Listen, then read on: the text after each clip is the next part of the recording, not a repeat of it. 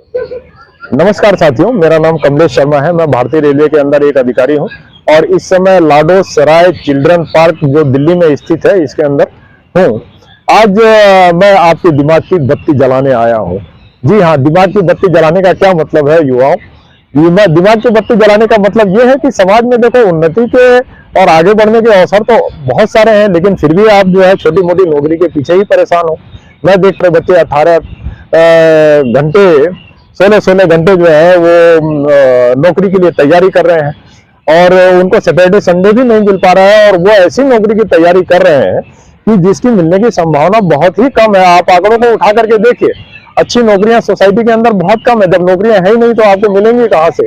और जब नहीं मिलेंगी इतना लंबा तैयारी करने के बाद में और इतना भारी भरकम फीस कोचिंग संस्थानों को देने के बाद में और अपने जीवन के बहुत सारे साल बर्बाद करने के बाद में तब आप क्या करेंगे? तो उसकी प्लानिंग आज ही करिए, उसके बारे में आज ही सोचिए। देखिए, बिजनेस के अंदर अनेक अवसर, अपार अवसर मौजूद हैं। आप छोटे से बिजनेस शुरू करें और ज्यादा पूंजी ना लगाएं, छोटी पूंजी से शुरुआत करें। उदाहरण के तौर पर यदि आपके पास में 1 लाख रुपए हैं तो आप सिर्फ 5,000 या 10,000 रुपए का कोई बिजनेस चालू करें। 5-10 हजार रुपए में पूछेंगे आप कौन सा बिजनेस चालू हो सकता है, तो 5-10 हजार में आप एआई से पूछेंगे, गूगल से पूछेंगे तो आपको 50 बिजनेस की लिस्ट दे देगा। आप मार्केट के अंदर घूमिए, जाइए, वहां पर देखिए कौन सा सारे बिजनेस है कि जो 5-10 हजार रुपए में चालू हो सकते हैं। उदाहरण के लिए चाय बनाने का ठेला, आपको क्या लगता है कितना उसके अंदर इन्वेस्टमेंट लगेगा? या एक बर्गर बनाना है या नाश्ते के कुछ 1-2 आइटम बनाने हैं, जैसे कि पराठा ही बनाना है, उसमें कितने का निवेश लगेगा?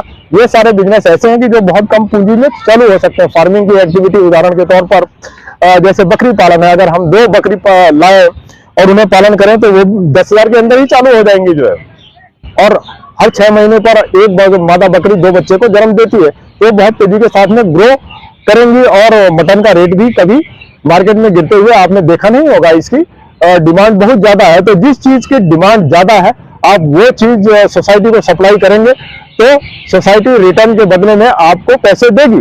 लेकिन आप वही चीज अगर सप्लाई करने के लिए खड़े हो जाएंगे कि जो सोसाइटी में बहुत ज्यादा है, उदाहरण के तौर पर समय, लोग समय देना चाहते हैं, यानी नौकरियों के लिए तैयारी कर रहे हैं और नौकरियों की लाइन में खड़े हुए हैं। नौकरी में आप क्या देना चाहते हैं? आप अपना समय देना चाहते हैं। भाई, समय की डिमांड तो बहुत कम है क्योंकि बहुत सारे लोग नौकरी की लाइन में खड़े हुए हैं। उदाहरण के तौर पर अगर हम ग्रेजुएट इंजीनियर का ही आंकड़ा उठा लें तो हमारा देश हर साल 15 लाख ग्रेजुएट इंजीनियर पैदा करता है, जिसमें सभी सैलरी सेक्टर्स में सिर्फ 1.5 लाख लोगों को ही नौकरी मिलती है। तो कहने का मतलब नौकरी तो बहुत कम है और आप उसी नौकरी के पीछे लगे हुए हैं। आप तो वो अवसर देखो ना कि जहां पे डिमांड बहुत ज्यादा है और सप्लाई कम है। उदाहरण के लिए मटन, बकरी पालन, इसका डिमांड कभी कम नहीं होता। इस तरीके से आप कोई भी एक बिजनेस पकड़ लो, कोई भी सोसाइटी की एक जरूरत को पकड़ लीजिए कि जिसकी सोसाइटी पे डिमांड है। उदाहरण के लिए खाने पीने की चीजों की, नाश्ते की चीजों की, लोगों को सुबह भूख लगती है और नाश्ता चाहिए होता है। बहुत सारे लोग जो है घर में नाश्ता नहीं बना पाते हैं या अकेले रहते हैं, नहीं बनाना चाहते हैं।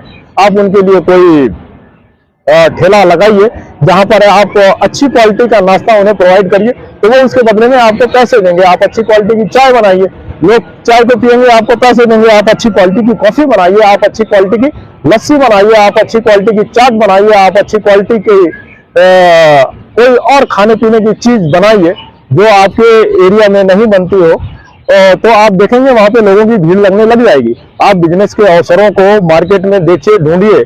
अनेकों बिजनेस ऑलरेडी मार्केट में बहुत सक्सेसफुली लोग कर रहे हैं।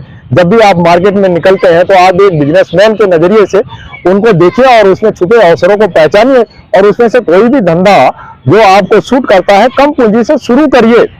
तो आप देखेंगे कि आप 1-2 बार असफल होने के बाद में आप धीरे धीरे सफल हो ही जाएंगे।